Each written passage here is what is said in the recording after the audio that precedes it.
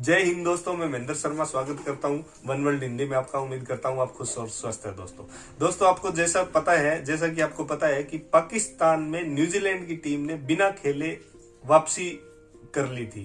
वैसे ही पाकिस्तान ने सीधा दोष मंड दिया था ओम प्रकाश मिश्रा जी पे, जो एक भारतीय यूट्यूबर है। दूसरा, आज पाकिस्तान के जो हालात हो रहे हैं, उस हालात का जिम्मेवार एक भारतीय नागरिक हिम्मत लाल को इन्होंने साबित कर दिया है। और इनके इंटेलिजेंस पे आज बिल्कुल सवाल उठ गया है कि ये क्या आईएसआई जो अपने आप को वर्ल्ड में एक बहुत ही इंटेलिजेंट एजेंसी मानती है, उसकी क्या इमेज बची है कि एक छोटे भारतीय जो पूरे पाकिस्तान को दहला और हिला देते हैं। तो दोस्तों देखिए, ये डिबेट बहुत ही मजेदार और बहुत ही लेटेस्ट डिबेट है, जो इनके समझ में कुछ आता नहीं है। पाकिस्तानियों के आगे बैठ जाते हैं और एक दूसरे पे दोष मंडते रहते हैं। तो दोस्तों देखिए ये डिबेट और कमेंट में अपनी प्रतिक्रिया जरूर दें। लास्ट में आपसे रिक्वेस्ट करूं, अगर आप मेरे चैनल पे नए हैं तो मेरे चैनल को सबसे पहले सब्सक्राइब कीजिए, लाइक शेयर कमेंट जरूर कीजिए। दोस्तों जय हिंद, वंदे मातरम, भारत माता की जय। दोस्तों बिल्कुल सीधी बात है। गवर्नमेंट में दो हिंदू भाइयों का नाम दिया है यूएई में, हिम्मत लाल है, कुछ और कुछ है। बैंक अकाउंट नंबर हैं उनके, किसको आया है उसका नाम उनके पास है, किसको पैसे रिमिट हुए हैं, किसने फायदा, वो पैसे किसके अकाउंट में आए हैं और किसका रिश्तेदार है वो, और उसका और टीएलपी का क्या रिलेशनशिप है, ये निकाल के बता दें। उसके बाद उनको कहने की कुछ जरूरत नहीं। ये कितना मुश्किल होता जा रहा है, हर गुजरते दिन के साथ वहाँ से डिमांड्स भी बढ़ती जा रही हैं और गवर्नमेंट के लिए डिमांड्स पे वो बड़ा क्लियरली कह रहे हैं कि किसी भी किस्म की गैर आइनी जो है वो डिमांड किसी की नहीं मानी जाएगी। तो फिर मुज़ाकरात में क्या दे सकती गवर्नमेंट ने जिसपे लगे हम ये एक्सपेक्ट करें कि ये बात मसला ख़त्म हो जाएगा वक्ती तौर पर, वो भी। अच्छा, बिस्मिल्लाहिर्रहमानिर्रहीम। समर बदकिस्मती है, हुकूमत ने पावर तो ले ली, पहले दिन इन्होंने अपनी जिम्मेदारियां नहीं दी, इनके मसाइल कोई और हल करता रहा। आज ये नौबत आई कि ये अपने मसाइल हल करने के काबिल नहीं रहा। काश इन्होंने हुकूमत खुद बनाई होती और अपने मसाइल खुद हल किए होते। आप फरमा रहे हैं, वो कह रहे हैं आइन और कानून के मुताबिक हुकूमत चलाई जाएगी। तो पहले आइन और कानून के बगैर हुकूमत चला रहे थे? पहले ये बता दें, 3.25 साल आपने बगैर आइन की हुकूमत चला रहे हैं, बगैर कानून की चला रहे हैं। मुतालबात नहीं माने जाएंगे, गैर आइनी को चैलेंज नहीं किया जाएगा, इसका मतलब है 3.25 साल नहीं। वो भाई मेरे 5-4 दफा इनसे मुतालबात करके मुआहदा कर लिया है। फिर वो किनसे मुआहदा किया था? आप तो कह रहे हो टीटीपी तरीके तालिबान पाकिस्तान के 80,000 शहीद जिन्होंने किए हैं हम उन्हें भी माफ कर रहे हैं। तो मेरे भाई बगैर रिट की हुकूमत चलाई जा रहे हो, बगैर इंजन की गाड़ी चलाई जा रहे हो। अल्लाहू गनी यार, आपके प्रोग्राम में तो आज मेरी बड़ी इंफॉर्मेशन में इजाफा हुआ।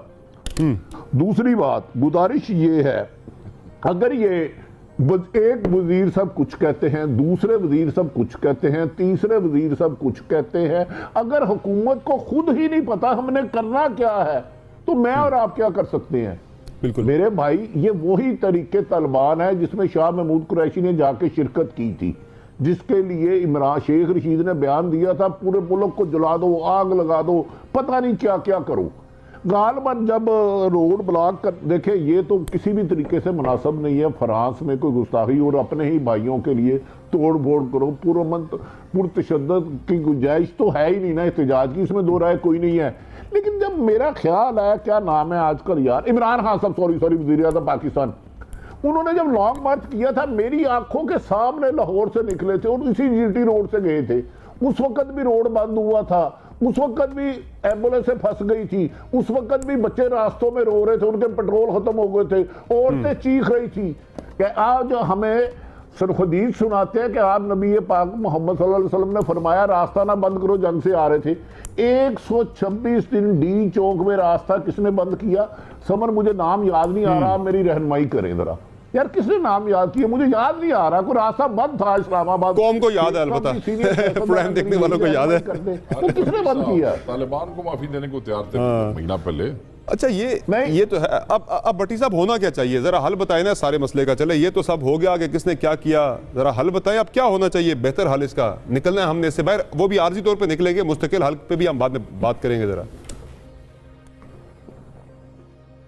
دیکھیں, گزارش یہ ہے کہ میں کہہ رہا ہوں پرتشدد احتجاج خود ایک کرائم ہے, اس میں دو رائے ہے ہی کوئی نہیں. بالکل ٹھیک بات. فی الحال ان سے مذاکرت کرے, عالم دین بزرگوں کو ڈالے, عالم دین ڈالیں, مختلف طبقہ فکر کے علماء بھیجیں اور اس کو مذاکرات کر کے ختم کرے. جہاں تک فرانسیسی سفیر ہے, میرا خیال ہے وہ واپس نہیں جانا چاہیے. اس طرح انہیں جتھے کو نہیں, لیکن یہی جتھے جب 2014 میں گئے تھے تو نواز شریف اور آصف علی زرداری سب کہتے تھے جتھے فیصلہ نہیں کریں گے.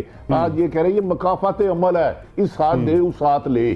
یہ کوئی لمبی کہانی نہیں ہے. 2014 میں چلے جائے, اس کی میں نے ٹرانسمیشن پورا دن کی ہے. تو بہترین حل یہ ہے کہ اس میں انا اور ضد کی بجائے, ڈس انفارمیشن پھیلانے کی بجائے, انفارمیشن کی بجائے, جو منسٹر ڈس انفارمیشن کر رہا ہے انہیں اصلاح کرنی چاہیے. اس وقت وہ ضیاء کے مشرف کے ترجمہ تھے, خدارہ ٹکراؤ کی طرف نہ جائیں. اس میں جو بات بھٹی صاحب آپ کر رہے ہیں, بالکل میں آپ سے ایگری کرتا ہوں کہ جو ہینڈلنگ ہے ریاست کی, پہلے میں پنجاب گورنمنٹ کی ہینڈلنگ کی بات کروں گا کہ وہاں سے جب آپ نے پنڈی میں سیم گروپ ہے, یہی کردم ٹی ایل پی ہے, پنڈی میں انہوں نے جلوس نکالنے کی اجازت مانگی, اجازت نہیں دی گئی.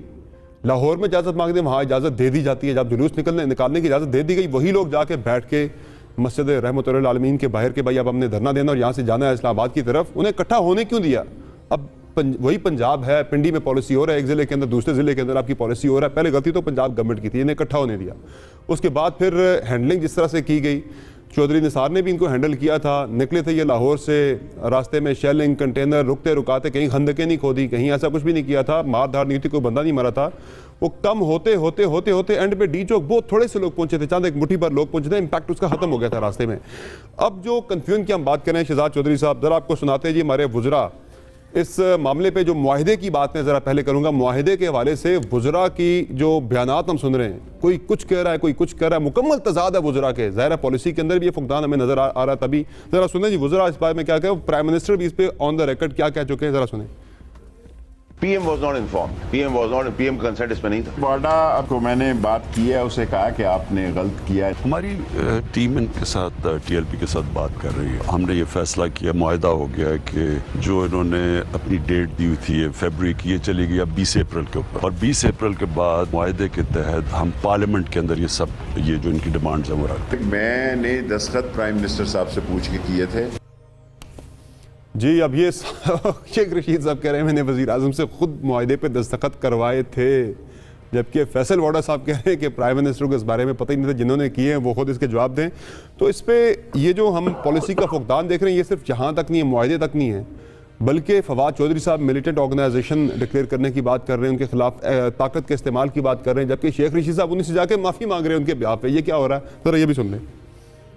ہندوستان کے اکاؤنٹس تحریک لبیک کو سپورٹ کر رہے ہیں. قائدم تحریک لبیک ہے, اس کو ملیٹنٹ پارٹی کے طور پر ٹریٹ کیا جائے. میں معافی مانگ لیتا ہوں, اس کی بنیاد پر میں معافی مانگ لیتا ہوں. ایک وزیر جو ہے وہ بھارت سے فنڈنگ کی بات کر رہا ہے, وہ ملیٹنٹ آرگنائزیشن کے طور پر ڈیل کرنے کی بات کر رہا ہے, دوسرا وزیر معافی مانگ رہا ہے فواد چودھری صاحب کے بہاف پہ. یہ اتنا بڑا کلیئر جب تضاد ہوگا شہزاد چودھری صاحب, تو پھر یہ معاملات کیسے حل ہوں گے؟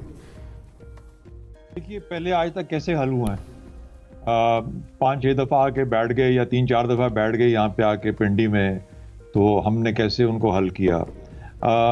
جو ریاست ہے یا جو حکومت ہوتی ہے, وہ جب اس کے ہاتھ سے تمام چیزیں نکل جاتی ہیں تو پھر اس کو گیو ان کرنا پڑتا ہے. بالکل. ابھی جیسے کہ ابھی بات ہو رہی تھی, شیخ صاحب بات کر رہے تھے, وہ کہہ رہے تھے کہ ابھی گجرات, یا آپ نے ذکر کیا گجرات پہنچے ہیں, اور شیخ صاحب اور آپ نے 3 ان کنڈیشنز کا ذکر کیا کہ ایک سعد رضوی کو رہا کرو, شیڈیول 4 سے بندے چھوڑو, اور تیسرا مقدمے میں جو ہے ان کو ختم کیا جائے. اچھا, یہ تو بنیادی طور پر تو ایک چیز ہے کہ جو لا اینڈ آرڈر کے تحت چیزیں آتی ہیں, جو غیر قانونی ہے, جہاں پر ظلم ہوا ہے, جہاں پر جرم ہوا ہے, ان کو تو پرسو کرنا چاہیے, ان کو پروسیکیوٹ کرنا چاہیے, اس میں کوئی شک نہیں.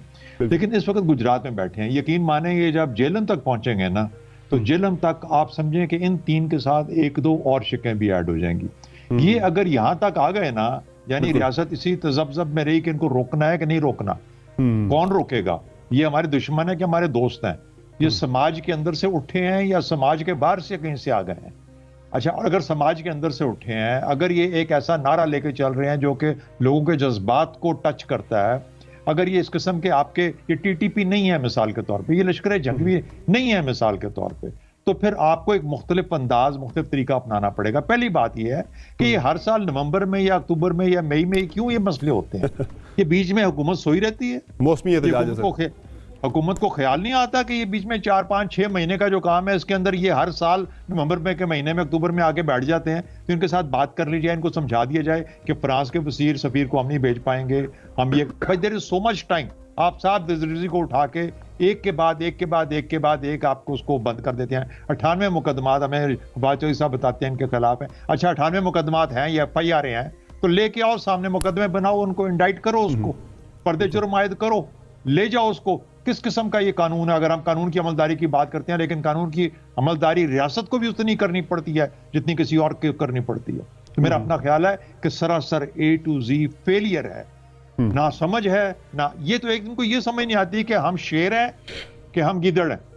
ہم شیر ہیں تو اگر یعنی ہم اگر عمران خان کے ٹائیگر ہیں تو ہمیں تو مختلف طریقے سے بات کرنی چاہیے.